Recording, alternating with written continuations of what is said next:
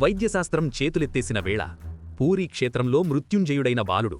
ఇది ఆ జగన్నాథుని లీల కాదా? మానవ ప్రయత్నం ఎక్కడ ఓడిపోతుందో అక్కడే దైవ సంకల్పం మొదలవుతుంది. ఇక మా వల్ల కాదు, ఆ దేవుడే దిక్కు అని వైద్యులు చేతులెత్తేసినప్పుడు ఓ తండ్రి గుండె ఎంతలా విలవిల్లాడుతుందో ఊహించగలమా? ఆ నిస్సహాయ స్థితిలో కన్నీళ్లే శరణాగతిగా ఆ నీలాచల ధాముడిని వేడుకుంటే ఆ అభయహస్తం ఎలా ఆదుకుంటుందో నిరూపించే ఒక అద్భుతమైన, రోమాలు నిక్కబొడుచుకునే సంఘటన ఇటీవల పూరీ జగన్నాథ క్షేత్రంలో చోటుచేసుకుంది. ఇది కేవలం ఒక కథ కాదు, నమ్మకాన్ని కోల్పోతున్న ఈ ఆధునిక సమాజానికి కళ్ళు తెరిపించే ఒక ప్రత్యక్ష సాక్ష్యం. శరణాగతి అనే మహా అస్త్రం. మన పురాణాలు చెబుతాయి, భగవంతుడు పిలిస్తే పలుకుతాడా అంటే ఖచ్చితంగా పలుకుతాడు. కాని ఆ పిలుపులో ఆర్తి ఉండాలి. గజేంద్ర మోక్ష ఘట్టమే ఇందుకు నిదర్శనం. మదించిన ఏనుగులా తన బలమే శాశ్వతమనుకున్న గజేంద్రుడు మొసలిపట్టు చిక్కినప్పుడు తన శక్తితో పోరాడి అలసిపోయాడు. ఎప్పుడైతే నా వల్ల కాదు, నువ్వే దిక్కు అని పూర్తిగా శ్రీహరికి శరణాగతి చేశాడో అప్పుడు పరుగు పరుగున వచ్చాడు ఆ పరమాత్ముడు. మన జీవితాల్లో కూడా అంతే.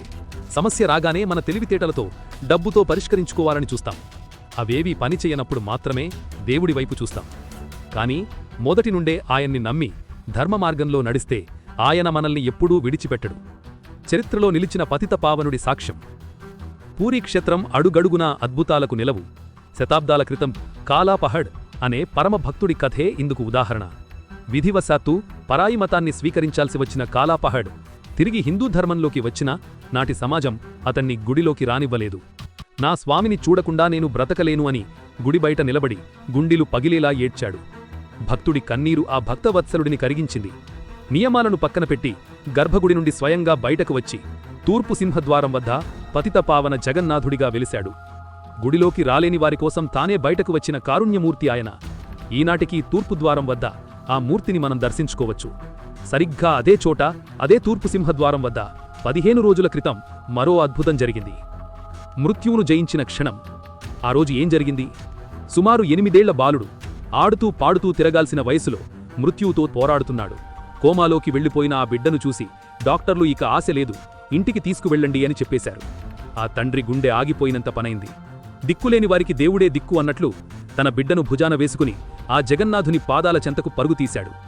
పూరీ ఆలయ సింహద్వారం మెట్ల దగ్గర తన కొడుకును పడుకోబెట్టి, నా కొడుకును రక్షించు స్వామి అని ఆ తండ్రి చేసిన ఆర్తనాదాలు అక్కడి రాళ్లను కూడా కరిగించేలా ఉన్నాయి.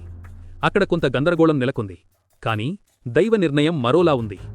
అక్కడ విధుల్లో ఉన్న ఒక అర్చకుడు తూర్పు ద్వారం వద్ద ఉన్న ఆ పతితపావన జగన్నాథస్వామివారి తీర్థాన్ని తీసుకున్నాడు. అచేతనంగా పడి ఉన్న ఆ బాలుడి ముఖంపై ఆ పవిత్ర జలాలను ప్రోక్షించాడు. అంతే, అద్భుతం జరిగింది. వైద్యశాస్త్రం ఏమీ చెయ్యలేకపోయిన చోట ఆ జగన్నాథుడి తీర్థం అమృతధారలా పనిచేసింది.